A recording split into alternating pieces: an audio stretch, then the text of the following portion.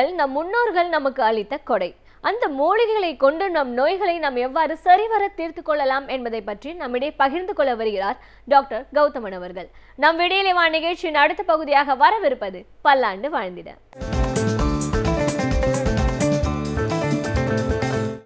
அன்பான கலைஞர் தொலைக்காட்சி நேயர்களுக்கு என்னுடைய இனிமையான காலை வணக்கங்கள். இந்த மழைக்காலம் வந்துவிட்டாலே அங்கங்கே பார்த்தீங்கன்னா வெண்மை நிறமான பூக்களோடு ஒரு களைச்செடி இருக்கிறத நம்ம பார்க்க முடியும். தை வேலை அப்படிங்கிற ஒரு பேர் அதற்கு. தை மாதம் ஆரம்பிக்கும் போது பார்த்திங்கன்னா வயல் காடுகள்லையும் களத்த மேடுகள்லையும் ரொம்ப அழகாக பரவி வளரக்கூடிய வெண்மை நிறமான பூக்களை கொண்டு வளரக்கூடிய ஒரு அழகான செடியாக இருக்கிறத நம்ம பார்க்க முடியும். நாய் வேலை அப்படிங்கிற பேரும் இதற்கு உண்டு. இந்த நாய் வேலை செடி அப்படிங்கிறது நம்ம நாட்டுக்கு மட்டுமே உரித்தானது அப்படின்னு நம்ம நினைக்கிறோம். கிடையாது. இன்றைக்கு ஆப்பிரிக்காவில் ரொம்ப அழகாக பார்க்கக்கூடிய எத்தனிக் பிளான்ட்ஸ்ன்னு சொல்லுவாங்க. பல 100 வருடங்களாக இருக்கக்கூடிய தாவரங்களில் இந்த தை வேலை அல்லது நாய் வேலை அப்படிங்கிற செடியும் இருக்கிறத பார்க்குறோம். ஸ்பைடர் பிளான்ட் அப்படின்றது பேர் இதற்கு. இந்த பூக்கள் பார்த்திங்கன்னா ஒரு சிலந்தி வலைக்குள்ளே ஒரு சிலந்தி எப்படி இருக்குமோ, தூரத்துலேருந்து ஒரு மரத்திலிருந்து பார்க்கும்போது எப்படி இருக்குமோ, இந்த பூக்களுக்கு மேலே அந்த மகரந்தங்கள் விரிந்து இருக்கும்போது தூரமாக இருந்து பார்க்கும்போது ஒரு சிலந்தி வலைக்குள்ளே சிலந்தி உட்கார்ந்திருப்பது போலவே தோன்றதுனால ஸ்பைடர் பிளான்ட் அல்லது ஸ்பைடர் ஃப்ளவர் பிளான்ட் அப்படிங்கிற 2 காமன் நேம் இதுக்கு இருக்கிறத நம்ம பார்க்க முடியும். பொதுவாக இந்த தை வேலை அல்லது நாய் வேலையை பொறுத்தவரையிலும் பார்த்திங்கன்னா இரத்த சோகைக்கு மிகப்பெரிய மருந்துன்னு சொல்லலாம். இன்றைக்கு இரத்த சோகை ஏற்படும் போது வருடக்கணக்கில் இரத்த சோகையை குறைக்கக்கூடிய மாத்திரைகளை சாப்பிடுகின்ற வழக்கம் இருக்கிறத பார்க்குறோம். தலைமுடி கொட்டுகிறது பெண்களுக்கு பார்த்தா இரத்த சோகை, இந்தாங்க மாத்திரை சாப்பிடுங்க. மாதவிலக்கு ஒழுங்காக ஏற்படுவதில்லை, உடனே இரத்த சோகைக்கான மாத்திரைகள். உடல் எடை அதிகமாகிவிட்டது, தைராய்டு சுரப்பி வேலை செய்வதில்லை, உடல் சோர்வு அதிகமாக இருக்கிறது, அதிகமாக மூச்சு வாங்கக்கூடிய பிரச்சனைகள் இருக்கிறது. எதாக இருந்தாலும் உடனே இரத்த சோகைக்கான மாத்திரைகள். மாத்திரைகளை எடுத்துக்கொள்ளும் போது உடலுடைய ஆரோக்கியம் பரவாயில்லை, ஆனால் விடும்போது மீண்டும் மீண்டும் இதே பிரச்சனை ஏற்படுகிறது. நிறைய பேர் சொல்ல நம்ம கேட்டிருக்கோம் இல்லையா?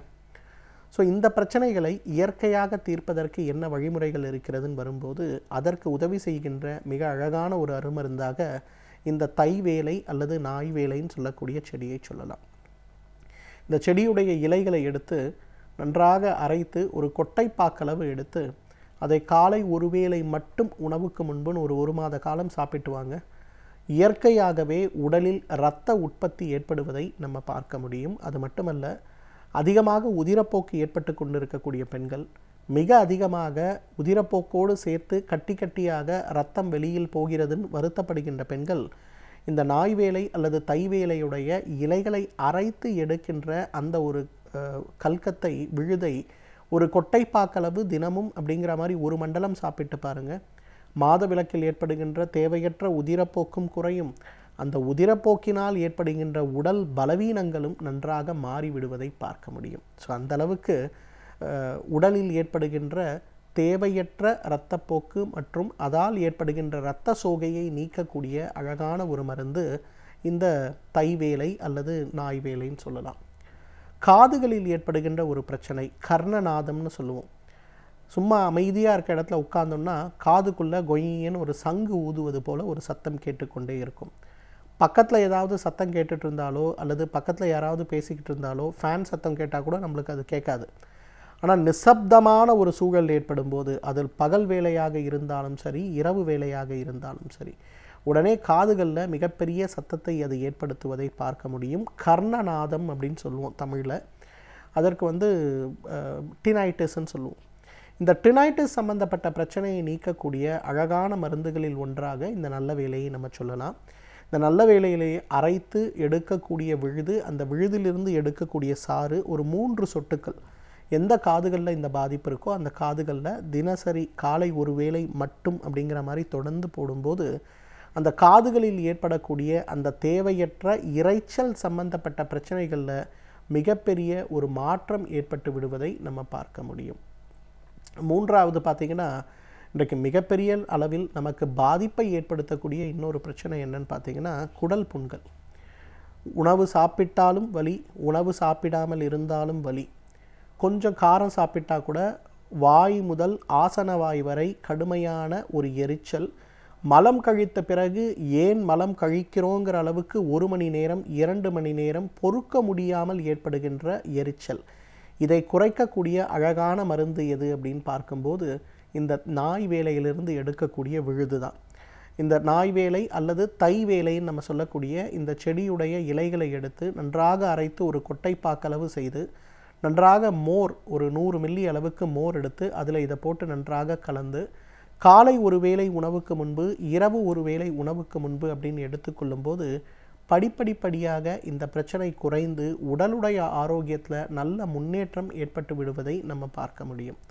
இன்றைக்கு நிறைய பேருக்கு பார்த்திங்கன்னா மலம் கழிக்கும்போது ஏற்படுகின்ற எரிச்சல், கழித்த பிறகு ஏற்படுகின்ற ஆசனவாய் எரிச்சல் மற்றும் வலி, தேவையற்று ஏற்படுகின்ற ஆசனவாய் அரிப்பு அப்படிங்கிறது இன்றைக்கு 100ல் குறைந்தது 10 பேருக்காவது இருக்கக்கூடிய பிரச்சனையாக பார்க்குறோம். அனைவருமே பார்த்திங்கன்னா தற்காலிகமாக மருந்துகள் பூசிக்கொள்வதோ தற்காலிகமாக மாத்திரைகள் எடுத்துக்கொள்வதோ வைத்திருந்தாலும் கூட ஒரு நாள் ஒரு வேளை உணவு காரமான உணவாக மாறும்போது அது அவர்களுடைய தினசரி நாளையே பாதிக்கிறத நம்ம பார்க்குறோம். ஸோ அந்த பிரச்சனையை குறைக்கக்கூடிய அழகான ஒரு மருந்து இந்த தை வேலையுடைய இலைகள், அதை அரைத்து எடுக்கக்கூடிய விழுது. ஒரு கொட்டைப்பாக்களவு எடுத்து காலை ஒரு வேளை உணவுக்கு முன்பு இரவு ஒரு வேளை உணவுக்கு முன்பு கொஞ்சம் மோரோடு சேர்த்து சாப்பிட்டாலே உடலுடைய ஆரோக்கியத்தில் மிகப்பெரிய அளவில் நமக்கு முன்னேற்றம் ஏற்பட்டு விடுவதை நம்ம பார்க்க முடியும். எனவே நேயர்களே, இந்த நாய் வேலை தை வேலையை பொறுத்தவரையிலும் அதிக உபயோகம் அற்ற ஒரு கலைச்செடி நம்ம நினைத்தாலும் கூட உடலில் ஏற்படுகின்ற பெரிய பிரச்சனைகள், குறிப்பாக இரத்த சோகை, தேவையற்ற உதிரப்போக்கு, காதுகளில் ஏற்படுகின்ற தேவையற்ற இரைச்சல் அல்லது டினைட்டிஸ் சம்பந்தப்பட்ட பிரச்சனைக்கு மோஷன் போகிற இடத்துல இருக்கக்கூடிய அந்த அரிப்புகள், எரிச்சல், வேதனைகளை குறைக்கக்கூடிய ரொம்ப அழகான ஒரு அருமருந்து. தகுந்த மருத்துவ ஆலோசனையின் பேரில் இதை ஒரு மருந்தாக பயன்படுத்தி வந்தாலே நம்மாலும் பல்லாண்டு காலம் ஆரோக்கியமாக வாழ்ந்திட முடியும். சமூகத்தில் நடக்கும் நன்மைகள் தீமைகள் என்ன என்பதை அறிந்து அவற்றை எவ்வாறு சரி செய்யலாம் என்பதை பற்றி நம்மிடையே பகிர்ந்து கொள்ள வருகிறார் எழுத்தாளர் மனுஷபுத்திரன் அவர்கள். நம் விடியலை வா நிகழ்ச்சியின் அடுத்த பகுதியாக வரவிருப்பது தீதும் நன்றும்.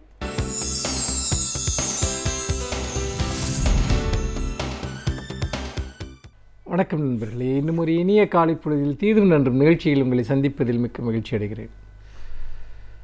கடந்த வாரம் புத்தாண்டு பிறந்தபோது, அன்றைய புத்தாண்டு பிறந்த அந்த இரவில் சென்னை நகரமே ஒரு மிகப்பெரிய குதூகலத்தில் மூழ்கியிருந்தது. இன்னும் சொல்லப்போனால் தமிழகத்திலும் இந்தியாவிலும் உலகத்திலும் இருக்கக்கூடிய பல நகரங்களிலும் கூட ஊர்களிலும் கூட மக்கள் அவரவர் வழியில் தங்கள் ஆங்கில புத்தாண்டை வரவேற்கக்கூடிய அந்த காட்சியை நம்மால் பார்க்க முடிந்தது. அன்று இரவு சென்னை நகரத்தை பார்த்தீர்கள் என்று சொன்னால் பல்லாயிரக்கணக்கான வாகனங்கள் கடற்கரையை நோக்கியும் வேறு பல பொது இடங்களை நோக்கியும் சென்ற வண்ணம் இருந்தன. புத்தாண்டை கொண்டாடுகிற வரவேற்கிற அந்த கொண்டாட்ட மனநிலை, அந்த பண்டிகை கால மனநிலை என்பது இளைஞர்களிடம் பொங்கி பிரவகிப்பதை பார்க்க முடிந்தது. அவ்வளவு உற்சாகம், அவ்வளவு மகிழ்ச்சி. ஆனால் அடுத்த நாள் வந்து செய்திகள் சற்று கவலை தருவதாக இருந்தன. புத்தாண்டு தின இரவில் குடித்துவிட்டு வாகனம் ஓட்டியவர்கள் 8 பேர் இறந்திருக்கிறார்கள் என்பதுதான் அந்த செய்தி. வாகன விபத்துகளில் 100க்கும் மேற்பட்ட விபத்துகள் நடந்தன என்கிற ஒரு செய்தியையும் கூட நாம் அந்த தினத்தில் நடந்த சம்பவங்களின் மூலமாக அறிகிறோம். உண்மையில் இவ்வளவு பேர் இறக்க வேண்டிய, காயம்பட வேண்டிய அவசியம் என்ன? கொண்டாட்டம் என்றால் என்ன என்கிற பல கேள்விகள் நம் முன்னால் எழுகின்றன.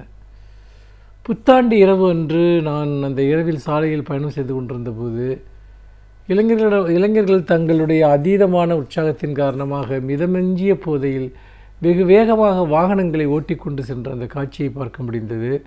நிறைய இடங்களில் கார்களுக்கு வெளியே நின்று கார்களினுடைய கதவுகளுக்கு வெளியே தலையை நீட்டி ஆவேசமாக கூச்சலிட்டு கொண்டே சென்ற அல்லது ஹாப்பி நியூ இயர் என்கிற வார்த்தையை முழங்கிக் கொண்டே சென்ற ஏராளமான இளைஞர்களை பார்க்க முடிந்தது.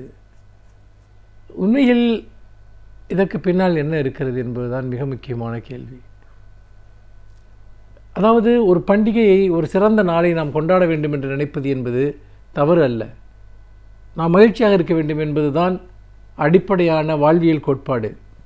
ஆனால் அந்த மகிழ்ச்சி என்பது மற்றவர்களை உறுத்தாத வகையில், நமக்கு ஊறு விளைவித்து கொள்ளாத வகையில், மற்றவர்களுக்கு துன்பம் விளைவிக்காத வகையில் இருக்கிறதா என்ற கேள்வியை நாம் எழுப்பிக் கொள்ள வேண்டும். இன்றைக்கு கொண்டாட்டம் என்றாலே அது குடி என்கிற ஒரு நிலை உருவாகிவிட்டது. இது எந்த ஒரு சமூகத்தினுடைய பாதுகாப்பிற்கும் வளர்ச்சிக்கும் நல்லதல்ல என்று நான் நினைக்கிறேன். ஏனென்று கேட்டால், தொடர்ச்சியாக இந்த குடி தொடர்பான பிரச்சனைகள் அல்லது இந்த குடி தொடர்பான சிக்கல்கள் என்பது நம்முடைய சமூகத்தை ஆட்டி படித்து கொண்டிருக்கின்றன என்று சொல்லலாம். அப்படி பார்க்கிற போது நம்முடைய சமூகத்தில் இன்றைக்கு குடி என்பது ஒரு மிகப்பெரிய நோய்மையாக மாறியிருக்கிறது. இன்னொரு முக்கியமான பிரச்சனை என்பது கொண்டாட்டத்தின் போது ஆபாச வார்த்தைகளை பயன்படுத்துவது, கூச்சலிடுவது, அல்லது ஒரு மாப் மென்டாலிட்டி என்று சொல்வார்களே, அப்படிப்பட்ட ஒரு ஒரு குழு வன்முறை மனப்பான்மையை வெளிப்படுத்துவது, அல்லது மகிழ்ச்சி என்கிற பெயரில் மற்றவர்களுக்கு வருத்தத்தையும் ஒரு கஷ்டத்தையும் கொடுக்கக்கூடிய விஷயங்களை செய்வது, விபத்துகளை ஏற்படுத்துவது, இது எல்லாமே அடிப்படையில் ஒரு மனக்கோளாறோடு தொடர்புடைய விஷயம் என்று நான் நினைக்கிறேன். ஏனென்றால் மற்றவர்களுடைய கவனத்தை ஈர்ப்பது, அல்லது நாம் எப்பொழுதுமே ஒரு அன்றாட வாழ்க்கையில் ஒரு ஒடுக்கப்பட்ட மனநிலையில் தான் இருந்து கொண்டிருக்கிறோம். அதாவது நாம் எல்லாமே ஒரு வரையறுக்கப்பட்ட எல்லைக்குள் தான் நம்முடைய செயல்கள் எல்லாம் திட்டமிட்டு ஒழுங்கமைக்கப்படுகின்றன. அப்படிப்பட்ட நிலையில் அவற்றையெல்லாம் ஏதேனும் ஒரு நாளில் ஒரு தருணத்தில் மீறுவதற்கு மனித மனம் விரும்புகிறதோ என்கிற ஒரு பெரிய கேள்வி எழுகிறது. அந்த கேள்வியிலிருந்து தான் நாம் இதற்கான பதிலை தேட வேண்டும். உண்மையிலேயே மனித வாழ்க்கை என்பது அடிப்படையில் சுதந்திர இயல்பு கொண்டது, சுதந்திர விளைவு கொண்டது. நாம் அதை தொடர்ந்து இதுபோல் அடக்கி வைப்பதன் மூலமாக நாம் ஏதோ ஒரு நாள் அது இது போன்ற ஒரு கோளாறான செயல்பாடுகளாக வெளிப்படுகின்றன என்று பார்க்கிறோம். உண்மையில் இங்கு கொண்டாட்டங்களுக்கான இடம் இல்லாமல் இருக்கிறது. மிகப்பெரிய அளவிற்கு ஒரு மக்கள் தங்களுடைய மகிழ்ச்சியை வெளிப்படுத்திக் கொள்வதற்கான இடம் இல்லாமல் இருக்கிறது. அதனால் தான் இந்த பண்டிகை காலங்களை அவர்கள் மிக ஒரு உக்கிரமாக பயன்படுத்திக் கொள்கிறார்களோ என்கிற ஒரு சந்தேகம் கூட எழுகிறது. இந்த சூழ்நிலையில் தான் நண்பர்களே, இந்த புத்தாண்டு கொண்டாட்டம் என்பது அது மகிழ்ச்சிகரமானதாக இருந்தது என்று நாம் பார்க்கிற அதே சமயத்தில் பலரும் பொறுப்பற்ற வகையில் நடந்து கொள்கிறார்கள். பொதுவெளிகளில் பொறுப்பற்ற முறையில் தங்களுடைய மகிழ்ச்சியை வெளிப்படுத்துகிறார்கள் என்கிற செய்தியையும் நாம் சிந்திக்க வேண்டியிருக்கிறது. ஏனென்றால் எந்த ஒரு மகிழ்ச்சியும் கொண்டாட்டமும் அப்படி பொறுப்புகள் இல்லாமல் இருக்க முடியாது. சமூக பொறுப்பு இருக்கிறது, தனி மனிதர்கள் மீதான பொறுப்பு இருக்கிறது, மற்ற ஒவ்வொரு மனிதர்களின் மீதும் நமக்கு ஒரு பொறுப்பும் ஒரு கடமையும் இருக்கிறது. நான் அதற்கு பதிலாக நான் மற்றவர்களுடைய கவனத்தை ஈர்ப்பது, அல்லது நான் அதற்காக எதை வேண்டுமானாலும் செய்வேன், அல்லது இதனால் என்ன என்பது போன்ற உணர்வுகள் நல்லதல்ல. எந்த ஒரு பொது கொண்டாட்டத்திலும் அனைவரும் பங்கேற்கக்கூடிய வகையில் அது இருக்க வேண்டுமே தவிர, யாரும் அந்த கொண்டாட்டத்தை பார்த்து பயப்படக்கூடிய வகையில், அல்லது தயங்கி நிற்கக்கூடிய வகையில், அல்லது குழம்பக்கூடிய வகையில் அது இருக்கக்கூடாது என்று தான் நான் நினைக்கிறேன். நிறைய நேரங்களில் கொண்டாடுகிறவர்கள் அல்லது ஒரு பெரிய அதீதமான ஒரு உற்சாகத்தை வெளிப்படுத்தக்கூடியவர்கள் அதை ஆவேசமாக வெளிப்படுத்தினால்தான் கொண்டாட்டம் என்று நினைக்கிறார்கள். இல்லை நண்பர்களே, உண்மையில் பெரும்பாலான மனிதர்கள் அப்படி ஆவேசத்தோடு தங்களுடைய ஒரு கொண்டாட்டங்களை நிகழ்த்துகிறார்கள் என்று சொல்ல முடியாது. மாறாக நாம் நம்முடைய வாழ்க்கையில் அடிப்படையிலான மாற்றங்களை கொண்டு வருவதற்காக இது போன்ற பண்டிகைகளை பயன்படுத்த வேண்டும். ஒரு காலம் முடிந்து இன்னொரு காலப்பகுதி தொடங்குகிறது என்கிற உணர்வோடு கடந்த காலத்தில் என்ன செய்தோம், இப்பொழுது என்ன செய்து கொண்டிருக்கிறோம், எதிர்காலத்தில் என்ன செய்ய போகிறோம் என்பது போன்ற விஷயங்களை சிந்திப்பதற்கான, ஒத்த நண்பர்களோடு சேர்ந்து நம்முடைய மகிழ்ச்சியை வெளிப்படுத்திக் கொள்வதற்கான ஒரு இடமே தவிர, இந்த பண்டிகைகள் பொதுவெளிகளில் ஒரு மிகப்பெரிய அளவிற்கு டிஸ்டர்பன்ஸ், அதாவது அந்த கூச்சல்களையோ அல்லது வேறு பல நெருக்கடிகளையோ ஏற்படுத்துவதற்கு அல்ல என்பதை நாம் புரிந்து கொள்வது மிக மிக முக்கியம். அடிப்படையில் கொண்டாட்டங்கள் என்பவை மகிழ்ச்சிக்கானவை ஒழிய வீட்டை விட்டு வெளியே செல்கிறவர்கள் இரத்த காயங்களுடன் வீடு திரும்புவதோ, வீடு திரும்பாமல் போவதோ, மதுவருந்தி விட்டு எங்கேனும் ஒரு மூலையில் போய் படுத்து கிடப்பதோ அது கொண்டாட்டம் அல்ல என்பதை உணர வேண்டும். மீண்டும் இன்னும் ஒரு புதிய சிந்தனையோடு உங்களை சந்திக்கிறேன். நன்றி, வணக்கம். பல்வேறு துறைகளில் பல சாதனைகளை படைத்தவர்கள் வல்லுநர்கள். அவர்களுடைய அனுபவங்களை நம்முடன் பகிர்ந்து கொள்ளும் போது அது நமக்கு சிறந்த தூண்டுகோலாக அமைகின்றது. அந்த வகையில் இன்றைய சிறப்பு விருந்தினர் யார் என்பதை பற்றியும் அவர்கள் என்ன செய்திகளை நம்முடன் பகிர்ந்து கொள்ளப் போகிறார்கள் என்பதையும் பார்க்கலாம். நாம் விடியலே வா நிகழ்ச்சியின் அடுத்த பகுதியாக வரவிருப்பது சிறப்பு விருந்தினர் பகுதி.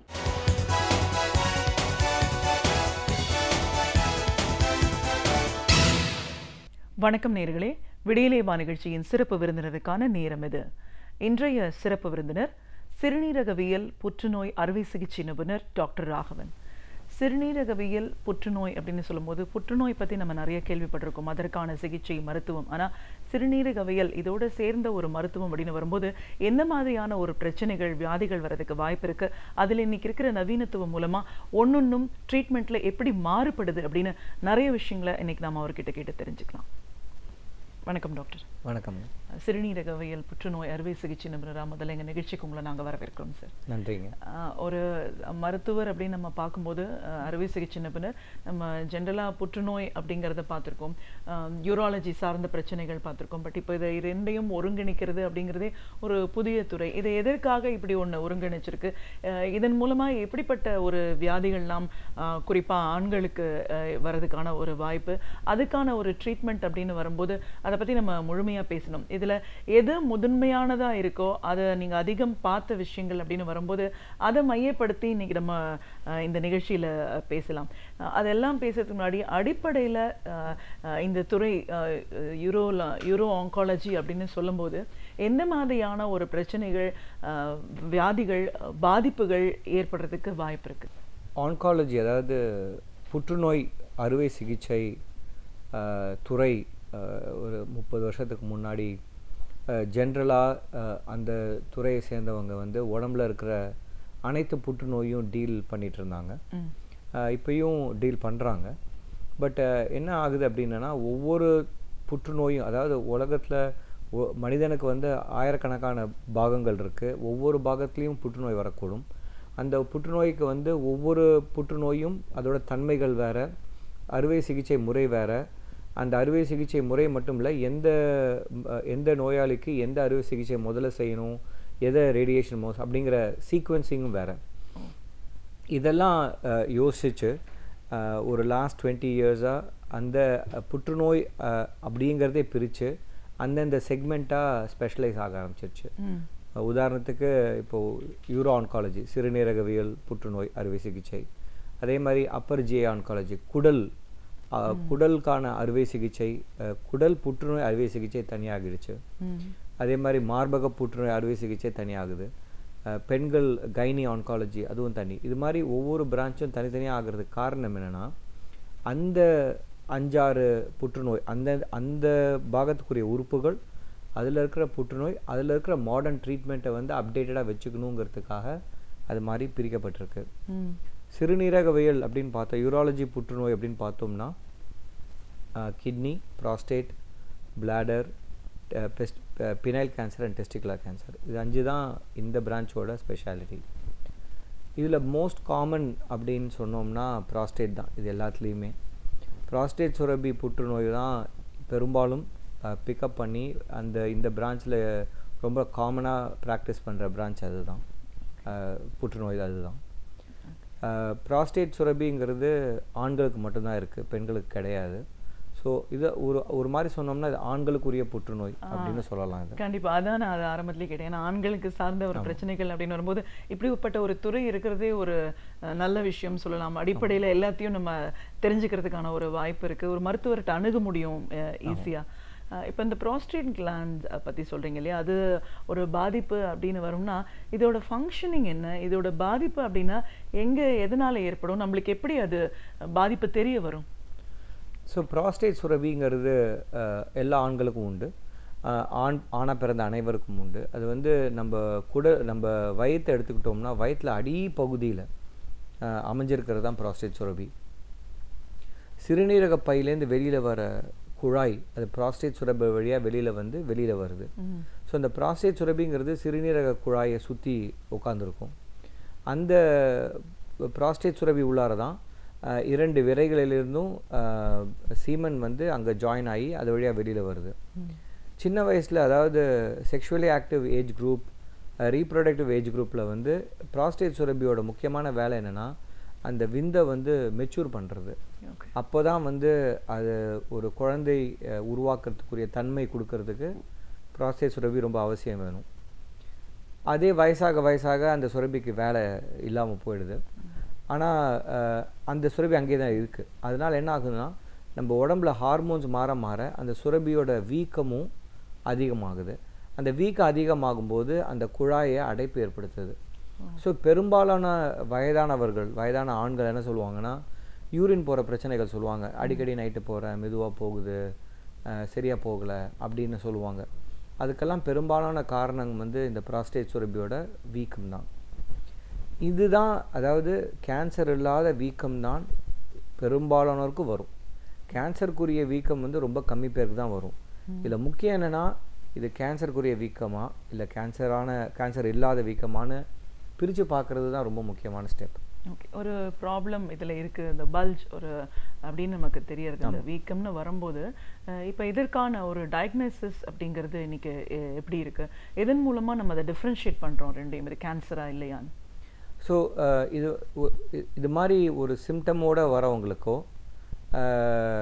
நாங்கள் வந்து எப்பொழுதுமே மருத்துவராக என்ன பண்ணுவோம்னா, அவங்கள எக்ஸாமின் பண்ணி பார்த்துட்டு அவங்களுக்கு சில டெஸ்ட்டுகள் பண்ணுவோம். அதில் ஒரு முக்கியமான டெஸ்ட் வந்து முதல் டெஸ்ட் அப்படின்னு சொல்கிறது வந்து பிஎஸ்ஏன்னு ஒரு பிளட் டெஸ்ட். இது வந்து ப்ராஸ்டேட் சுரப்பிலேருந்து சுரக்கப்படக்கூடிய ஒரு தாது பொருளின் அளவு. ஆனால் இந்த பிஎஸ்ஏ கொஞ்சம் அதிகமாக இருந்தால் அது கேன்சர் அப்படின்னு அர்த்தம் கிடையாது. ஏன்னா பினைன், அதாவது கேன்சர் இல்லாத வீக்கத்துலேயும் பிஎஸ்ஏ சுரக்கப்படுகிறது. அதனால் ஒரு காம்பினேஷன் ஆஃப் ஃபேக்டர்ஸ், அதாவது எக்ஸாமினேஷன், பிஎஸ்ஏ அளவு, இது ரெண்டுத்தையும் வச்சுட்டு பிஎஸ்ஏ அளவு ரொம்ப அதிகமாக இருந்ததுன்னா அதுக்கப்புறம் அதை பயாப்சி அப்படின்னு ஒன்று பண்ணுவோம். அது பயாப்சி பண்ணி அதில் கேன்சர் இருக்கா இல்லையான்னு ப்ரூவ் பண்ணிவிட்டு, அப்படி கேன்சர் இருந்தால் அதுக்குரிய ட்ரீட்மெண்ட் கொடுப்போம். கேன்சர் இல்லைன்னா அது கேன்சர் இல்லாத வேறு ட்ரீட்மெண்ட் கிடைக்கும் பேஷண்ட்டுக்கு. ஸோ இந்த பெரும்பாலான மக்கள் முதல்ல வரும்போது யூரினரி சிம்டம்ஸோடு தான் வருவாங்க. அவங்களுக்கு பிஎஸ்ஏன்னு ஒரு பிளட் டெஸ்ட் பண்ணிவிட்டு அப்படி தேவைப்பட்டதுன்னா கேன்சருக்குரிய ட்ரீட்மெண்ட், அப்படி தேவையில்லைன்னா பெரும்பாலும் மருந்து மாத்திரையிலே பார்ப்போம். அப்படி அதுவும் வேலை செய்யலைன்னா தான் ஆப்ரேட்டிவ் இன்டர்வென்ஷன் கொடுப்போம். அதுக்கு முன்னாடி வரைக்கும் கொடுக்க மாட்டோம். ஸோ இப்போது இதற்கான ஒரு அறிகுறி டயக்னோசிஸ் அப்படின்லாம் நம்ம சொல்லும்போது ரொம்ப ஒரு முக்கியமான ஒன்று, இது ஒரு ரீப்ரொடக்டிவ் ஏஜில் ஒருத்தருக்கு ஒரு பாதிப்பு ஏற்பட்டுச்சுன்னா அதுக்கப்புறம் குழந்தையின்மைக்கான ஒரு நிலை போகிறதுக்கும் வாய்ப்பு இருக்குது இல்லைங்களா? ஸோ இப்போ இந்த ஒரு பிளாடர் பிரச்சனையாக கேன்சரா அப்படிங்கிறத நம்ம ஐடென்டிஃபை பண்ணோம் அப்படின்னாலும், கேன்சர் இல்லைன்னு தெரிஞ்ச பட்சத்தில் வேறு ஒரு ப்ராப்ளமோ இல்லை இன்ஃபெக்ஷனோ இருந்ததுன்னா இன்ஃபர்டிலிட்டியை லீட் பண்ணுமா? அந்த மாதிரியான பிரச்சனைகள் வருமா? Very interesting question. அதாவது ப்ராஸ்டேட் சுரபியில் வந்து கேன்சர் அப்படின்னு வர்றது வந்து பெரும்பாலும் 50 வயசுக்கு மேலே 60 வயசுக்கு மேலே தான் வருது. அது ஒரு நல்ல விஷயம். அதனால் ரீப்ரொடக்டிவ் ஏஜ் குரூப்பில் இருக்கிறவங்களுக்கு கேன்சர் வருது வந்து ரொம்ப ரொம்ப ரேர்னா almost very very rare. So அதை வந்து ரீப்ரொடக்டிவ் ஏஜ் குரூப்பில் வந்து ப்ராஸ்டேட் கேன்சர் வருங்கிற மாதிரி நம்ம சொல்லவே வேண்டாம், அது தேவையில்லை. ஆனால் ரீப்ரொடக்டிவ் ஏஜ் குரூப்பில் இருக்கிறவங்களுக்கு இன்ஃபெக்ஷன்ஸ், நீங்கள் கேட்ட மாதிரி இன்ஃபெக்ஷன்ஸ் வரலாம். இன்ட்ரெஸ்டிங்லி ப்ராஸ்டேட் இன்ஃபெக்ஷன்னால் இன்ஃபர்டிலிட்டி காஸ் ஆகிறது கிடையாது. அது ஒரு நல்ல விஷயம். இன்ஃபர்டிலிட்டி, ஸோ இன்ஃபெக்ஷன் இன் ப்ராஸ்டேட்டுக்கு வந்து அதுக்கு என்ன பேருனா ப்ராஸ்டடைட்டிஸ் அப்படின்னு பேர். ஆனால் ப்ராஸ்டடைட்டிஸ்னால் இன்ஃபர்டிலிட்டி வரணும்னு அவசியம் கிடையாது. அப்போ நாங்கள் என்ன சொல்லுவோம்னா ரிஸ்க்குன்னு சொல்லுவோம். So risk of infertility in any male is equal to the population whether they have prostatitis or not. Male related infertility, இப்போ 100 கப்புள் இருக்காங்க இன்ஃபர்டைலாக, அதில் மேல் ரிலேட்டட் ஃபேக்டர்ஸ்ன்னு சொல்கிறது வந்து 15%. ஒரு 100 கப்புள் இன்ஃபர்டைல் கப்புளில் வந்து 80-85 பேருக்கு ஃபீமேல் ரிலேட்டட் காசும் 15-20 பேருக்கு மேல் ரிலேட்டட் காசும் இருக்கும். ஆனால் மேல் ரிலேட்டட் காசாக இருக்கிறவங்களுக்கு அந்த இன்ஃபெக்ஷனால் தான் வந்ததுன்னு அவசியம் கிடையாது. இன்ஃபெக்ஷனால் வரலாம், பட் அதோட பாசிபிலிட்டி லோ. ஓகே.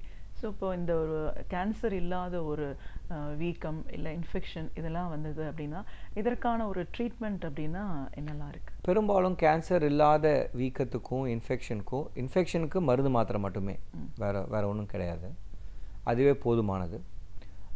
அடுத்தது வந்து கேன்சர் இல்லாத வீக்கம், அதாவது வயசானவங்க இருக்காங்க, யூரின் சிம்டம் இருக்குது, அவங்களுக்கு கேன்சர் இல்லை அப்படின்னா அவங்களுக்கும் முதல்ல மருந்து தான். அந்த மருந்தே பெரும்பாலானோருக்கு போதுமானது. எவங்களுக்கு வந்து அந்த மருந்து வேலை செய்யலையோ அவங்களுக்கு மட்டும்தான் ஆப்ரேஷன் அப்படின்னு டிசைட் பண்ணுவோம். அந்த ஆப்ரேஷனும் 2 வகையாக பண்ணுவோம், 2 இல்லை 3 வகையாக பண்ணலாம். ஒன்று வந்து பெரும்பாலான மக்களுக்கு வந்து சிறுநீரக பாதையில் ஒரு குழா போட்டு ஒரு கேமரா போட்டு அந்த கேமரா வழியாகவே அந்த பாதையை திறந்து விட்டுடுவோம். அதுவே போதுமானதாக பெரும்பாலானவருக்கு இருக்கும். ரொம்ப ரொம்ப பெரிய ப்ராஸ்டேட் வீக்கமாக இருந்தால் சின்னதாக வயத்தில் ஒரு கட் பண்ணியோ இல்லை ரொபோட்டிக் சர்ஜரி வழியாவோ அந்த வீக்கமடைந்த பகுதியை எடுத்துகிட்டு தைச்சிடுவோம். அதாவது இந்த ட்ரீட்மெண்ட் எப்படிப்பட்ட ட்ரீட்மெண்ட்னா, இது வந்து 100 பேருக்கு நான் செஞ்சேன்னா 95 பேருக்கு நல்லா வேலை செஞ்சிடும். ஆனால் ஆப்ரேஷன் என்ன ஒரு டெசிஷன் வந்து மெடிக்கல் தெரப்பி ஃபெயில் ஆனால் தான் அந்த டெசிஷன். அந்த மெடிக்கல் தெரப்பி ஃபஸ்ட்டு கொடுத்து அவங்க கொஞ்ச நாள் ட்ரை பண்ணி அது வேலை செய்யலைன்னு அவங்க திரும்பி வந்தால் தான் அந்த ஆப்ரேஷன். ஸோ ரிஸ்க் அதில் இருக்குங்கிறது நிச்சயமாக. இப்போ ஒரு 100 நம்ம ஒரு சின்ன ஸ்டட்டிஸ்டிக்ஸ் சொல்லணும்னா 100 வயசானவங்க இருந்தாங்கன்னா ஒரு 60 பேருக்கு வந்து இந்த மாதிரி பிரச்சனைகள் இருக்கும். 60-70 பேர். அந்த 60-70 பேரில் வந்து 40 பேர் வந்து வெறுமை மருந்துலேயே வச்சுடுவாங்க. இன்னும் ஒரு 20 பேருக்கு மட்டும்தான் ஆப்ரேஷன் தேவைப்படும். அந்த 100 பேரில் 1000 பேரில் 2000 பேரில் ஒருத்தருக்கு தான் கேன்சர் வரும். ஸோ கேன்சர் வந்து கம்மி. ஆனால் என்ன அப்படின்னா, கேன்சர்னு வந்துட்டால் அதை குணப்படுத்துகிற மாதிரி முதல்ல பிக்கப் பண்ணி ட்ரீட்மெண்ட் பண்ணானா எல்லா கேன்சர் மாதிரி இதை குணப்படுத்திடலாம். அதுதான் இப்போ கேன்சருக்கு தான் வருவோம். நம்ம வந்து கேன்சர் இல்லாத கட்டி அது யாருக்கு வந்தால் எப்படி என்ன மாதிரியான ட்ரீட்மெண்ட் எவ்வளோ தூரம் ஒரு சர்ஜிக்கல் மெத்தடுக்கு போகும், எதனால் போகணுன்னு பார்த்தோம். இப்போது நம்ம முன்னாடி பேசின மாதிரி டயக்னோசிஸில் பயாப்சிலையோ ஒருத்தருக்கு கேன்சர் தான் இருக்குது அப்படின்னு தெரிஞ்சுட்டா இதில் இருக்கிற டிஃப்ரெண்ட் ஸ்டேஜஸ் என்ன, எந்த ஒரு காலகட்டம் அறுவை சிகிச்சை அப்படின்றத கொண்டு போகும்? கேன்சர் அப்படின்னு நம்ம ப்ரூவ் பண்ணிட்டோம்னா எப்போதுமே எந்த கேன்சருக்குமே ஸ்டேஜிங்னு சொல்லுவோம். அதாவது அது எந்த நிலைமையில் இருக்குது, அது புற்றுநோய்ங்கிறது ப்ராஸ்டேட் சுரபியில் மட்டுமே இருக்கா இல்லை வெளியில் எங்கேயாவது பரவி இருக்கா அப்படிங்கிறதுக்கான டெஸ்ட்டுகள் இருக்குது. ஸோ ப்ராஸ்டேட் சுரபிக்கும் அந்த மாதிரி ஸ்டேஜிங் உண்டு. இந்த ஸ்டேஜிங்கிறது வந்து இப்போது நாங்கள் என்ன பண்ணுறோம் ஜென்ரலாக, இதுதான் மாடர்ன் அட்வான்ஸ்மெண்ட். அதாவது முதல்ல வந்து போன் ஸ்கேன் அப்படின்னு ஒரு டெஸ்ட் பண்ணிகிட்டு இருந்தோம். அதுலேருந்து முன்னேற்றம் அடைந்து இப்போ PSMA பெட் ஸ்கேன் அப்படின்னு ஒன்று வந்துருச்சு. பெட்லேயே ப்ராஸ்டேட்டுக்குரிய பெட் ஸ்கேன் வந்துருச்சு. ஸோ இப்போ என்ன அதனால் என்ன அட்வான்டேஜ் அப்படின்னா, துல்லியமாக பரவிருக்கா அப்படிங்கிறத வந்து பார்க்குறதுக்கான ஒரு வாய்ப்பு பெட்டர் ஆகிடுது. இது வந்து ஒரு லாஸ்ட் ஒரு 2-3 வருஷத்தில் வந்து பெரிய அட்வான்ஸ்மெண்ட். அதை தவிர MRI அப்படின்னு ஒரு ஸ்கேன் பண்ணுவோம். இந்த 2 ஸ்கேனையும் கம்பைன் பண்ணி ப்ராஸ்டேட் சுரபிலேயே கேன்சர் எவ்வளோ தூரம் இருக்குது, சுரபியை சுற்றி வெளியில் அவங்க எவ்வளோ தூரம் இருக்குது, அதுலேருந்து வந்து லிம்ஃப் நோட்ஸில் போயிருக்கா இல்லை உடம்புல வேறு பகுதியில் பரவி இருக்கா அப்படிங்கிறத தெளிவாக புரிஞ்சுக்கணும். இதை புரிஞ்சுக்கிட்ட அப்புறம் தான் நம்ம வைத்தியம் பார்க்கணும். ஸோ இந்த ப்ராஸ்டேட் சுரபிக்குள்ளாரே இருக்கலாம், சுரபிலேருந்து வெளியில் வந்திருக்கலாம், இல்லை வெளியில் வந்து அங்கேருந்து லிம்ஃப் நோட் போயிருக்கலாம், இல்லை உடம்புல போன்லேயோ இல்லை நுரையீரலோ இல்லை வேறு எங்கேயாவது போயிருக்கலாம். ஸோ ஒவ்வொன்றும் மாறிட்டே போகும். ஸோ இது எப்படி நாங்கள் பிரிக்கிறோம் அப்படின்னா, T ஸ்டேஜ், அதாவது டியூமர் எவ்வளோ தூரம் இருக்குது, Nங்கிறது நோட் ஸ்டேஜ் என்ன, அப்புறம் Mங்கிறது மெட்டாஸ்டாசிஸ், TNM ஸ்டேஜ் பார்த்துட்டு தென் ட்ரீட்மெண்ட் என்ன அப்படிங்கிறத டிசைட் பண்ணுவோம். ஓகே. ஸோ இப்போ இதுக்கு ட்ரீட்மெண்ட் அப்படின்னா என்னெல்லாம் வழிகள் இருக்குது? இதுலேயே நீங்கள் ஸ்டேஜஸ் நிறைய சொல்லிட்டீங்க. எல்லா இடத்துலையும் போயிடுச்சுன்னும் போது தான் அது ஒரு பெரிய அட்வான்ஸ் ஸ்டேஜ்னு சொல்லும் போதே தெரியுது. ஸோ இப்போது அறுவை சிகிச்சை தான் அப்படிங்கிறது வந்து எந்த ஸ்டேஜில் இருக்கிறவங்களுக்கு டிசைட் பண்ணும்? ஸோ இப்போ வந்து நம்ம ட்ரீட்மெண்ட் ப்ராஸ்டேட் கேன்சர் ட்ரீட்மெண்ட்னு எடுத்துக்கிட்டோன்னா அதுக்குன்னு வந்து எங்களுக்கு வந்து ஒரு 4 இன்ஸ்ட்ருமெண்ட் இருக்குது, 4-5 இன்ஸ்ட்ருமெண்ட் இருக்குது. ஒரு இன்ஸ்ட்ருமெண்ட் வந்து அறுவை சிகிச்சை சர்ஜரி, இன்னொரு இன்ஸ்ட்ருமெண்ட் வந்து ரேடியேஷன் கதிர்வீச்சு, நுண்கதிர்வீச்சு, அப்புறம் வந்து ஹார்மோன் தெரப்பின்னு ஒன்று ப்ராஸ்டேட்டுக்கும் பிரெஸ்ட்டுக்கும் மட்டும் இருக்கக்கூடிய ஒரு ட்ரீட்மெண்ட். அதாவது உடம்புல இருக்கிற ஹார்மோன்ஸை மேனிப்புலேட் பண்ணி அந்த கேன்சரை கண்ட்ரோல் பண்ணலாம், அது ஒரு ட்ரீட்மெண்ட். அப்புறம் கடைசியாக chemotherapy and other treatments. So நம்ம இப்படி பிரித்து வச்சுக்கலாம். இந்த பிரித்து வச்சுக்கிட்டு நம்ம என்ன பண்ணணும் அப்படின்னா, எந்த ஸ்டேஜில் பேஷண்ட் இருக்காங்களோ அப்போ எந்த ட்ரீட்மெண்ட் ஃபஸ்ட்டு கொடுத்தோம்னா எஃபெக்ட் நல்லாயிருக்கும், எந்த ட்ரீட்மெண்ட் அடுத்தது போகணும், அதுக்கு அடுத்தது எது போகணும் அப்படிங்கிறத டிசைட் பண்ணணும். இது பேர் சீக்வன்சிங் அப்படின்னு பேர். எதுக்கு சீக்வன்சிங் முக்கியம் அப்படின்னா, சில நேரத்தில் சில ட்ரீட்மெண்ட் முதல்ல கொடுக்கறதுனால அந்த பேஷண்ட்டுக்கான லாஞ்சிவிட்டி, அதாவது அவங்க அதிக நாள் வாழறதுக்கான வாய்ப்புகளை நம்ம அதிகப்படுத்துகிறோம். அது வந்து ஒரு முக்கியமான ஸ்டெப். ரெண்டாவது வந்து குவாலிட்டி ஆஃப் லைஃப், அவங்க வாழற நாள் நல்லா வாழணும், வாழற தன்மை நல்லா இருக்கணும். அதுவும் இந்த ரெண்டுத்தையும் ஸோ ஒரு பேஷண்ட் நம்ம முன்னாடி இருக்கும்போது அவங்களுக்கு வந்து இந்த பேஷண்ட்டுக்கு இந்த ட்ரீட்மெண்ட் இந்த சீக்வன்ஸில் போனால் தான் அவங்களுக்கு பெட்டரான அவுட்கம் கிடைக்கும் அப்படின்னு நம்ம டிசைட் பண்ணோம். இதுதான் வந்து யூரோ ஆன்காலஜியோட speciality. One size fits all கிடையாது, எல்லாருக்கும் இது எல்லாருக்கும் அது அப்படின்னு ட்ரீட்மெண்ட் கிடையாது. ஸோ அந்தந்த ட்ரீட்மெண்ட் அந்தந்த பேஷண்ட்டுக்கு வரும். இப்போது நீங்கள் கேட்ட கேள்வி வந்து அறுவை சிகிச்சை பற்றி. அறுவை சிகிச்சைங்கிறது வந்து லோக்கல் டிசீஸ், அதாவது ப்ராஸ்டேட் சுரபியில் தான் கேன்சர் இருக்குது, வெளியில் எங்கேயும் இல்லை அப்படி என்றாலோ, இல்லை சுரபியை சுற்றி இருக்குது லோக்கலி அட்வான்ஸ் டிசீஸ் அப்படி இருந்தாலோ, இல்லைன்னா அந்த சுரபிலேருந்து ஆரம்பித்து லிம்ஃப் நோட் வரைக்கும் போயிருந்தாலோ, இதுதான். நாலாவதாக வந்து போனில் வந்து 1-2 ஸ்பாட்டில் இருந்தாலோ அந்த அறுவை சிகிச்சை செய்யலாம். நான் அட்வான்ஸ்மெண்ட் என்ன, இப்போ முன்னேற்றம் என்ன அடைஞ்சிருக்கோம் அப்படின்னா, இந்த எங்களோட அண்டர்ஸ்டாண்டிங் அபவுட் இந்த ட்ரீட்மெண்ட். முன்னாடி வந்து ப்ராஸ்டேட் சுரபியில் இருந்தால் மட்டும்தான் பண்ணணும் அப்படின்னு ஒரு காலம் வந்து ஒரு 8 வருஷத்துக்கு முன்னாடி இருந்துச்சு. அந்த காலம் மாறி இன்றைக்கி வந்து போனில் ஒரு 2-3 ஸ்பாட் இருந்தால் கூட பண்ணலாம் அப்படிங்கிற அளவுக்கு முன்னேறி இருக்கும். ஏன் அப்படின்னா அதுக்குரிய சயின்ஸ் அட்வான்ஸ் ஆகிருக்கு, ஆப்ரேட்டிவ் டெக்னிக் அட்வான்ஸ் ஆகிடுச்சு, காம்ப்ளிகேஷனை அதை கம்மி பண்ணிட்டோம்.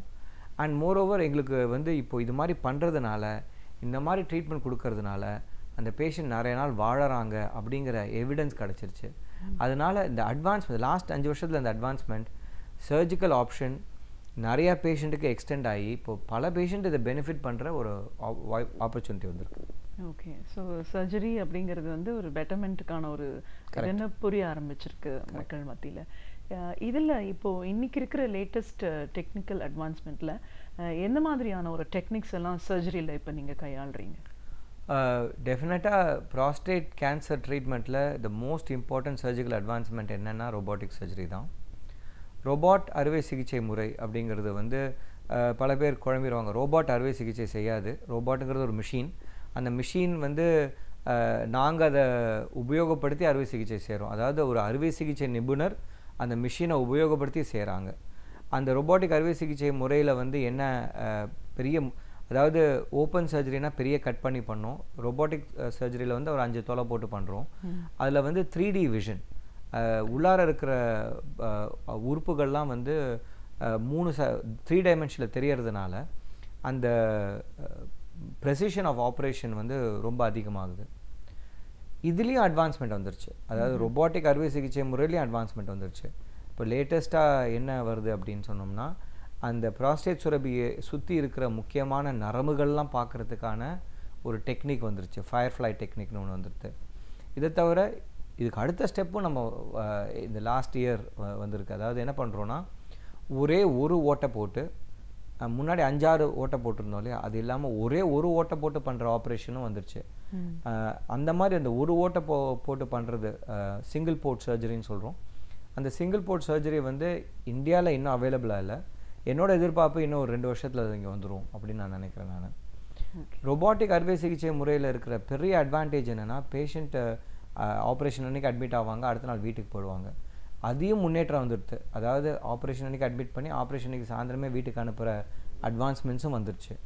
ஸோ இன்னும் ஒரு 1 வருஷம் 2 வருஷத்தில் பார்த்தோம்னா இந்த அறுவை சிகிச்சை பண்ணிவிட்டு பேஷண்ட் காலையில் வந்துட்டு சாயந்தரம் வீட்டுக்கு போய் அவங்க படுக்கையில் தூங்கலாம். அந்த அளவுக்கு நம்ம முன்னேறிடுவோம். இப்போது ரோபோட்டிக் தான் இதோட அட்வான்ஸ்மெண்ட் அப்படின்னு சொல்லும்போது, இது ஒரு மிஷின் பண்ணுறதில்ல, இதெல்லாம் மருத்துவர்கள் தான் பண்ணுறாங்க அப்படின்னாலும், ஒரு அறுவை சிகிச்சை நிபுணரை தாண்டி இந்த மாதிரியான ஒரு மெஷின் ஹேண்ட்லிங் தான் இப்போ ஒரு முக்கியமான ஒரு ஸ்கில்லாக இருக்குது டாக்டர்ஸ் பொறுத்த வரைக்கும். எந்த அளவுக்கு இன்னைக்கு மருத்துவர்கள் வந்து ஸ்கில்டாக இருக்காங்க இந்த துறையில்? அதாவது தி operation is as good as a surgeon அப்படின்னு ஒரு ரொம்ப ஃபேமஸான ஒரு ஸ்டேட்மெண்ட் இருக்குங்க. என்னதான் ரோபாட் வந்தாலும் அந்த ஆப்ரேட் பண்ணுற மருத்துவரோட திறமை தான் அந்த ரோபாட்டும் பண்ண போகுது. ரோபாட் தானே யோசித்து ஒன்றும் பண்ண முடியாது, அதுக்கு தெரியாதுங்க. உங்களுக்கு வந்து லேட்டஸ்ட்டாக என்ன கார் வேணாலும் வந்திருக்கலாம், உலகத்துலேயே மோஸ்ட் அட்வான்ஸ் காராக இருக்கலாம். ஆனால் அது ஓட்டுறவன் வந்து நல்லா ஓட்டலைன்னா அந்த காருக்கு ஆக்சிடெண்ட் வந்துடும். அதே மாதிரி தான் ரோபாட் ஒரு கருவி. அந்த கருவியை வச்சு ஆப்ரேட் பண்ணுறவங்க நல்லா ஆப்ரேட் பண்ணான்னா அதோட அவுட்கம்ஸ் ரொம்ப நல்லா இருக்கும். ஆனால் ஆப்ரேஷன் நல்லா பண்ணலைன்னா நல்லா தான் பண்ணல. ஸோ ரொபாட்டிக் அறுவை சிகிச்சை முறையில் எவ்வளவோ நல்லா பண்ண முடியும், ஆனால் தப்பாக பண்ணால் அது தப்பாக பண்ணுற ஆப்ரேஷன் தான். So machine is important, but the man who drives the machine is equally important. So அப்படி பார்த்தோம்னா அந்த doctors who do the operation அவங்க வந்து நல்ல ஸ்கில்டாக இருக்கணும். அந்த பெரும்பாலான அது மாதிரி பண்ணுற ஆப்ரேஷன் பண்ணுற டாக்டர்ஸ்லாம் அவங்க வேரியஸ் ட்ரைனிங் ப்ரோக்ராம் போய் வேரியஸ் எக்ஸ்பீரியன்ஸை டெவலப் பண்ணி தான் அந்த ஆப்ரேஷன் செய்கிறாங்க. So robot has made the life of doctor and patient better, but the doctor ultimately matters. Okay, எந்த அளவுக்கு இன்னைக்கு மருத்துவர்கள்லாம் இந்த மாதிரியான நுணுக்கங்கள் இன்னைக்கு இந்தியாவில் தமிழ்நாட்டை பொறுத்த வரைக்கும் ஸ்கில்டு டாக்டர்ஸ் அதிகமாக இருக்காங்க?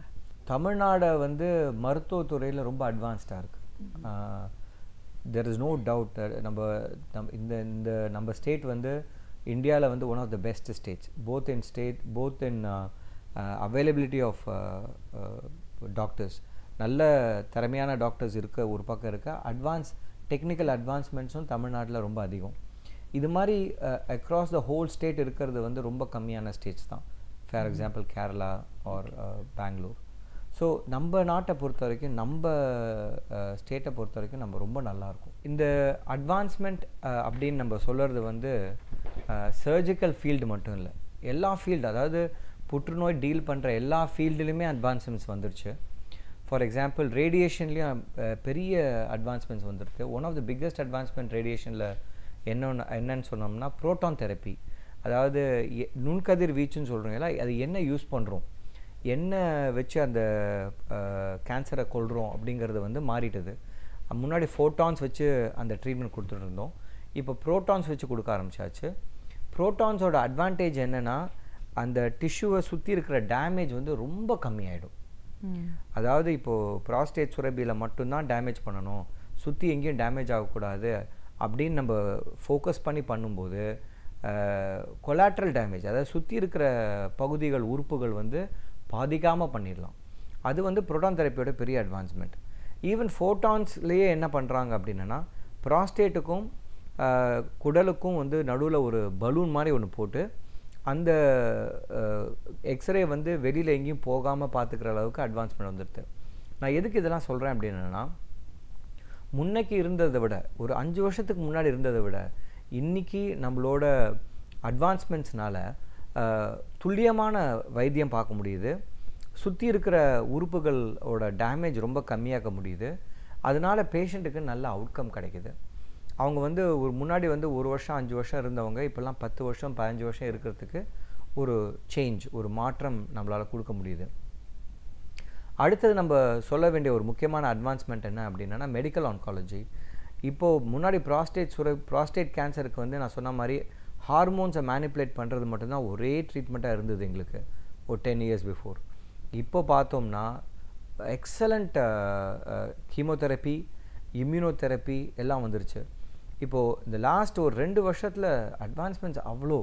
அதனால் என்னென்னா பேஷண்ட்டுக்கு ப்ராஸ்டேட் கேன்சர் பரவின பேஷண்ட்டுக்கே கீமோதெரப்பி கொடுத்து அவங்களுக்கு இன்னும் ஒரு நிறைய நாள், இன்னும் ஒரு 2 வருஷம் 5 வருஷம் வாழறதுக்கு ஒரு ஆப்பர்ச்சுனிட்டியை நாங்கள் கொடுக்குறோம். அதை தவிர இம்யூனோதெரப்பின்னு இன்னும் ஒரு ஃபீல்டு ஒன்று வந்திருக்கு. இப்போது என்னோட எதிர்பார்ப்பு என்னென்னா, இன்னும் ஒரு 2 வருஷத்தில் இம்யூனோதெரப்பி வந்து இன்னும் பாப்புலர் ஆகிடும். அது வந்து ஒரு பெரிய மெயின் ஸ்ட்ரைட் ட்ரீட்மெண்ட்டாக வந்துடும் அப்படின்னு நான் எதிர்பார்க்குறேன்.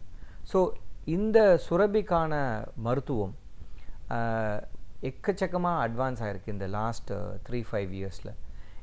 This is in concomitant with the advancement in oncology. இந்த இம்யூனோதெரப்பி எல்லாம் மற்ற கேன்சர்ஸ்லேயும் ட்ரை பண்ணி அதுலேயும் நல்ல சக்ஸஸஸ் இருக்குது. ஸோ புற்றுநோய் மருத்துவம் வந்து இப்போது ஒரு பெரிய முன்னேற்றம் அடைஞ்சிட்டு இருக்கு. அதில் ஃப்ரண்ட்டில் லீடு இருந்து பண்ணுறது ப்ராஸ்டேட் கேன்சர்.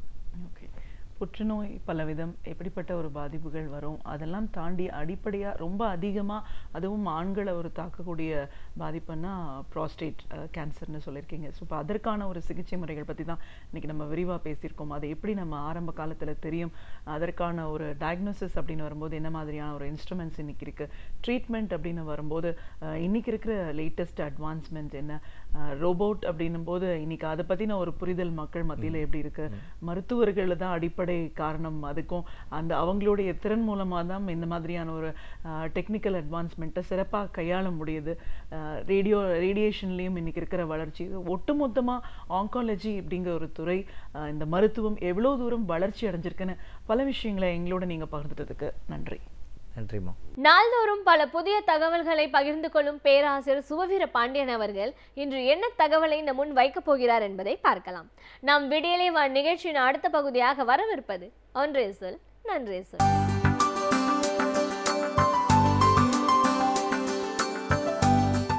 அனைவருக்கும் என் அன்பு வணக்கம். தமிழ்நாட்டில் இருக்கிற பள்ளிகளில் 8000 பள்ளிகளில் சத்துணவு கூடங்களை மூடப்போவதாக தமிழக அரசு அறிவித்திருக்கிறது. ஒருவேளை தமிழர்களுக்கு தருகிற புத்தாண்டு பொங்கல் பரிசா என்று நமக்கு தெரியவில்லை.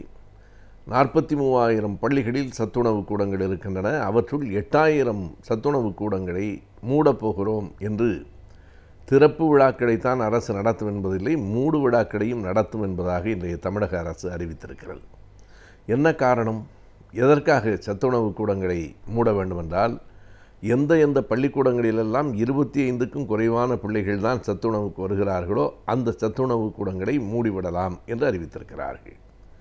250 பிள்ளைகள் இருந்தால்தான் அவர்களுக்கு பசிக்கும், 25 பிள்ளைகள் இருந்தால் அவர்களுக்கு பசிக்காதா என்று நமக்கு தெரியவில்லை. எத்தனை பிள்ளைகள் இருக்கிறார்கள் என்பது முக்கியமில்லை. இந்த நாட்டில் இன்னமும் ஏழ்மை இருக்கிறது. இன்னமும் பசியோடு தான் பிள்ளைகள் பள்ளிக்கூடங்களுக்கு வருகிறார்கள். எனவே அவர்கள் பசியார உண்டதற்கு பிறகுதான் அவர்களால் பாடங்களில் கவனம் செலுத்த முடியும் என்பதற்காக நீதி கட்சி ஆட்சி நடைபெற்ற போது சென்னை மாநகரத்தில் சர் பி.டி. தியாகராயர் அவர்கள் மேயராக இருந்தபோது இந்த திட்டம் முதலில் கொண்டு வரப்பட்டது. அன்றைக்கு சென்னை மாநகராட்சி பள்ளிகளில் மட்டும் வழங்கப்பட்ட மதிய உணவு திட்டம்தான் பிற்காலத்தில் காமராஜர் அவர்களால் தமிழ்நாடு முழுவதும் பரவலாக எடுத்து செல்லப்பட்டது. காமராஜர் அவர்கள் அதனை ஒரு திட்டமாக கொண்டு வந்ததற்கும் கூட ஒரு நிகழ்ச்சி தான் பின்புலத்தில் காரணமாக இருந்தது.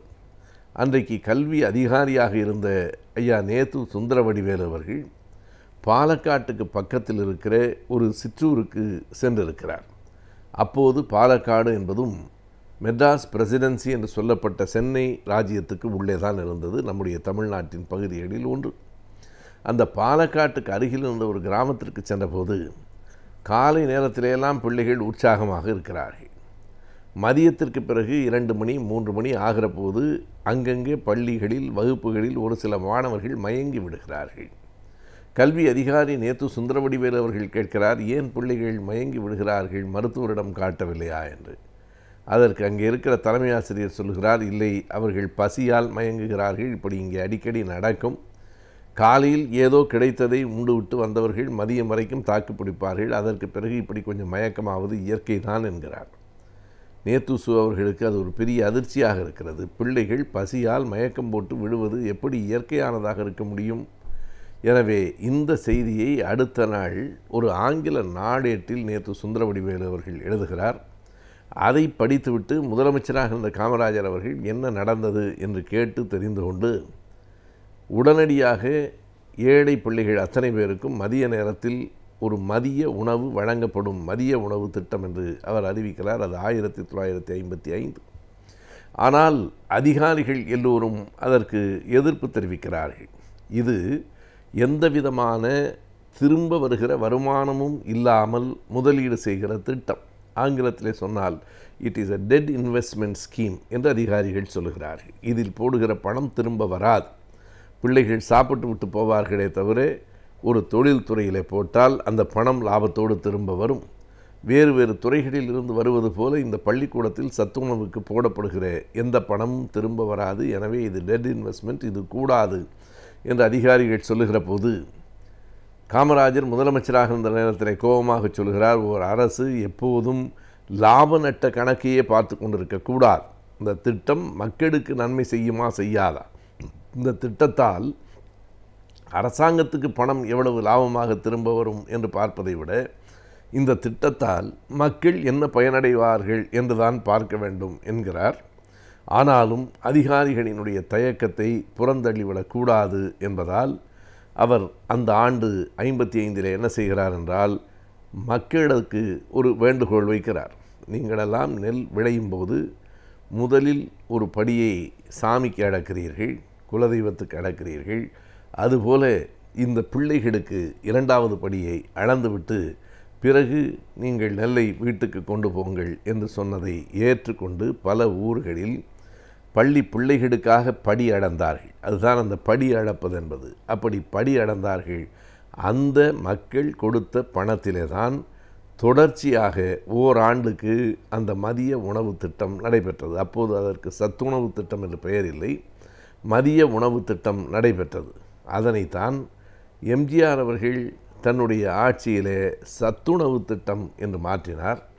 தலைவர் கலைஞர் அவர்கள் முதலமைச்சராக வந்ததற்கு பிறகு இது எம்ஜிஆர் கொண்டு வந்த திட்டம், நாம் தொடர வேண்டியதில்லை என்று கருதாமல் அந்த திட்டத்தை தொடர்ந்தார் என்பது மட்டுமில்லை, அந்த சத்துணவு திட்டத்தில் பிள்ளைகளுக்கு முட்டையும் வாழைப்பழமும் கொடுத்து உண்மையாகவே ஒரு சத்துணவு திட்டமாக ஆக்கினார். அதற்கு பின்னால் வந்த ஜெயலலிதா அம்மையாரினுடைய ஆட்சியிலையும் அந்த சத்துணவு திட்டம் நடந்து கொண்டிருந்தது. ஆனால் இன்றைக்கு வந்திருக்கிற முதலமைச்சர், இன்றைக்கு இருக்கிற தமிழக அரசு சத்துணவு கூடங்கள் 8000 மூடிவிடப் போகிறோம் என்று அறிவித்திருக்கிறார்கள். இது இதற்கு முன்னால் இருந்த எந்த ஆட்சியினுடைய பாதையிலையும் நடக்கவில்லை என்பதை இது காட்டுகிறது.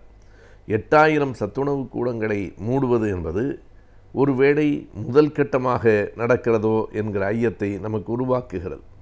இந்த ஆண்டு 8000, அடுத்த ஆண்டில் இன்னொரு 10,000, இப்படி மெல்ல மெல்ல அந்த சத்துணவு திட்டத்தையே கைவிட்டு விடுகிற, நிறுத்தி விடுகிற ஒரு போக்கு இன்றைய தமிழக அரசிடம் இருக்கிறதா என்கிற ஐயப்பாடு நமக்கு வருகிறது.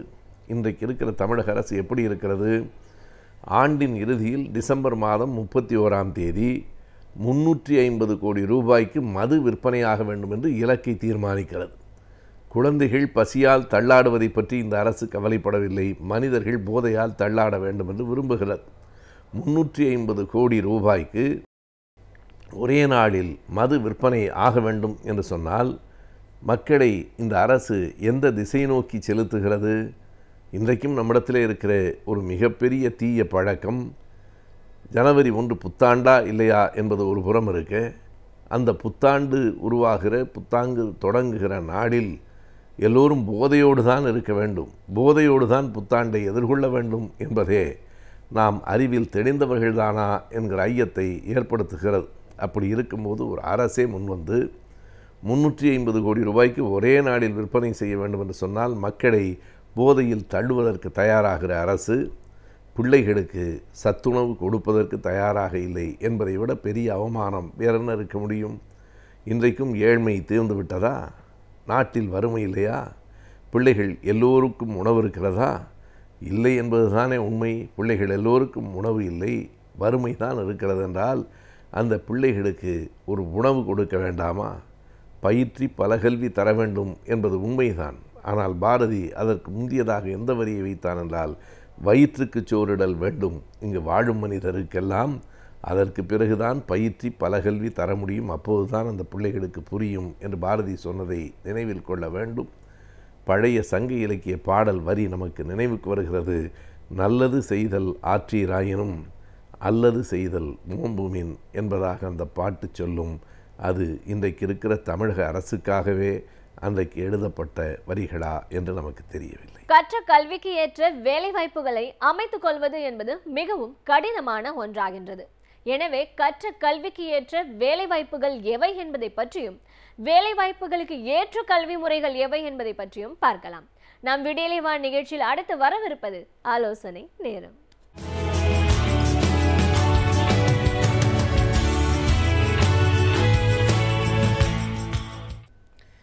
வணக்கம்.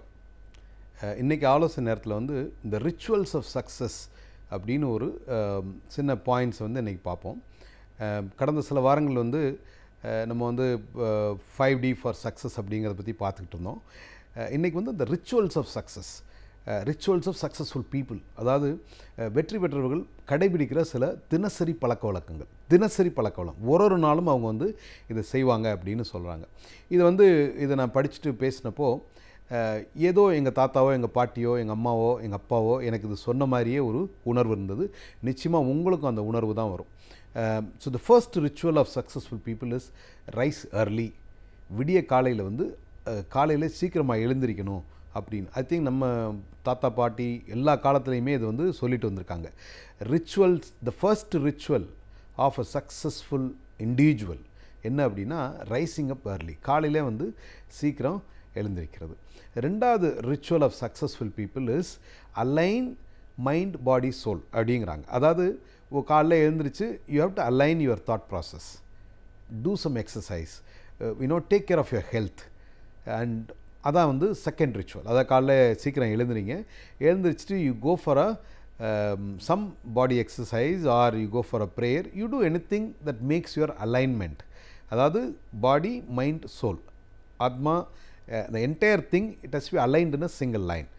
Okay, so the second ritual of successful people is the giving time for the body.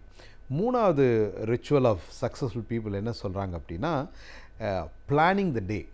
அதாவது நம்மளோட முடிஞ்சதுக்கப்புறம் காலையில் எழுந்திரிச்சிட்டோம், இதெல்லாம் பண்ணியாச்சு. தென் மூணாவது ரிச்சுவல் காலையிலே வந்து you plan for the day, how you are going to spend. இன்றைய பொழுதை நம்ம எப்படி கழிக்கப் போகிறோம், இன்றைய பொழுது நம்ம எப்படி வந்து செலவிட போகிறோம் அப்படிங்கிறத வந்து திட்டமிடுதல் அப்படின்னு சொல்கிறாங்க. நாலாவது ரிச்சுவல் என்ன சொல்கிறாங்க அப்படின்னா நாம் திட்டமிட்டபடி அன்றைக்கி செயல்களை செய்கிறது, அதே நேரத்தில் செய்கிற செயலை வந்து முழு ஆர்வத்துடன் சர்வ் பெட்டர். அந்த டைம் அலோகேட் பண்ண டயத்தில் நாம் ஒதுக்கிய காலத்தில் செய்கின்ற செயல்களை மிக ஆர்வத்துடன் மிக நேர்த்தியாக செய்ய வேண்டும் அப்படின்னு சொல்லியிருக்காங்க. இந்த அஞ்சாவது ritual is learn something new. ஒரு நாளும் ஏதாவது ஒன்றை புதிதாக கற்றுக்கொள்ள வேண்டும்.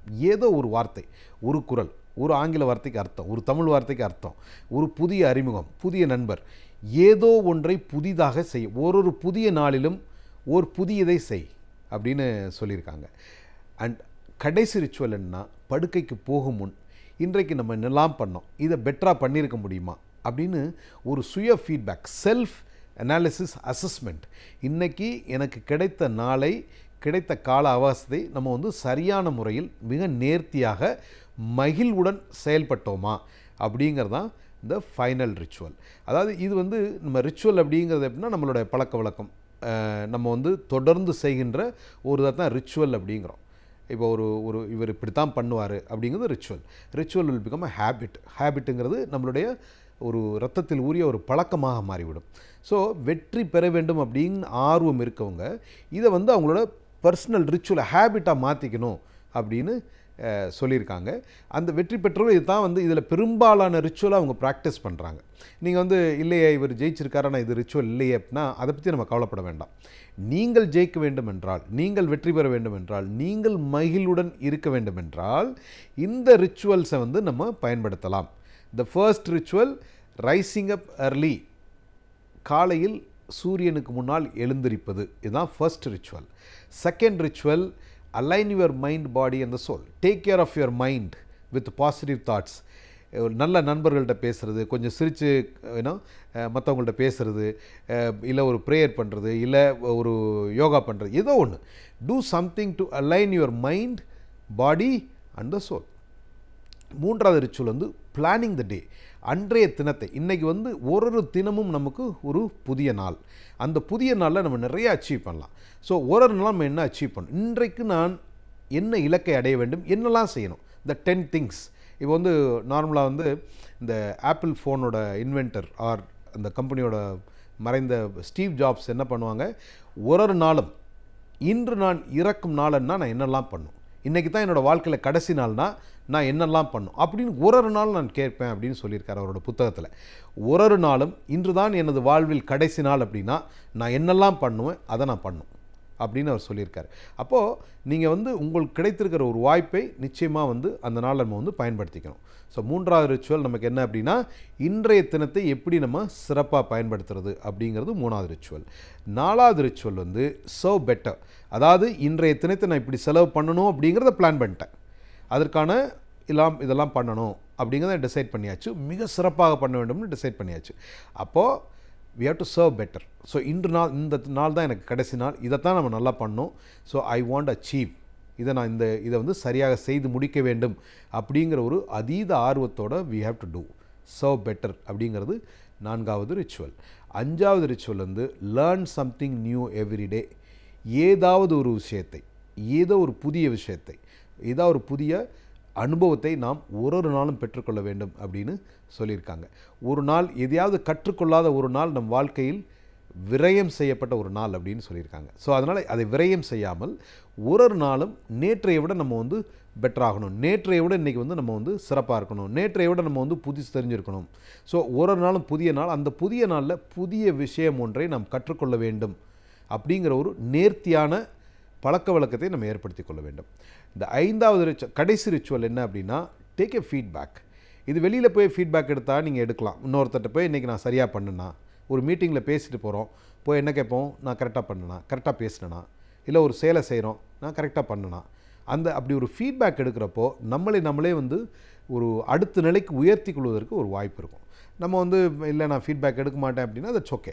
ஆனால் அதே நேரத்தில் you have to do a self assessment. உங்களுக்குள்ளாகவே நீங்கள் கேள்வி கேளுங்கள். நீங்களே வந்து ரைட்டு நான் கரெக்டாக பண்ணனா, இதை இன்னும் பெட்டராக பண்ணியிருக்க முடியுமா, இன்றைக்கி நான் கற்றுக்கிட்டேன்னா என்ன கற்றுக்கிட்டேன், இதை இன்னும் கொஞ்சம் பெட்டராக கற்றுக்கிட்டு இருக்க முடியுமா, எனக்கு என்ன தெரியாது என்ன தெரியும் அப்படிங்கிறத டூ அ செல்ஃப் அசஸ்மெண்ட். அந்த செல்ஃப் அசஸ்மெண்ட்டு பண்ணிவிட்டு உறங்க செல்லுவோமேயானால் நிச்சயமாக வந்து இது வந்து ஒரு ஹேபிட்டாக மாறிடும். ஹேபிட் அப்படிங்கிறது இட் வில் பிகம் நம்மளுடைய ரத்தத்தில் ஊறிய ஒரு பழக்கமாக மாறிவிடுகிறது. இந்த சக்ஸஸ் ரிச்சுவல்ஸ் தினசரி ரிச்சுவல்ஸாக நமக்கு மாறிடுச்சு அப்படின்னா நம்ம வெற்றி பெறுவதற்கான வாய்ப்பு வந்து நிச்சயமாக மிக மிக அதிகமாகிவிடும். வாழ்த்துக்கள், நன்றி. அணுகுமுறைதான் முக்கியம். வன்முறையால் ஒரு குறிக்கோளை எய்துவதை விட நன்முறையால் அனைவரையும் கவர்ந்திழுக்கின்ற, அனைவருடைய ஆதரவையும் பெறுகின்ற ஆக்கரீதியான பணிகளால் அந்த குறிக்கோளை அடைந்தால்தான் அது நிலை பெறும்.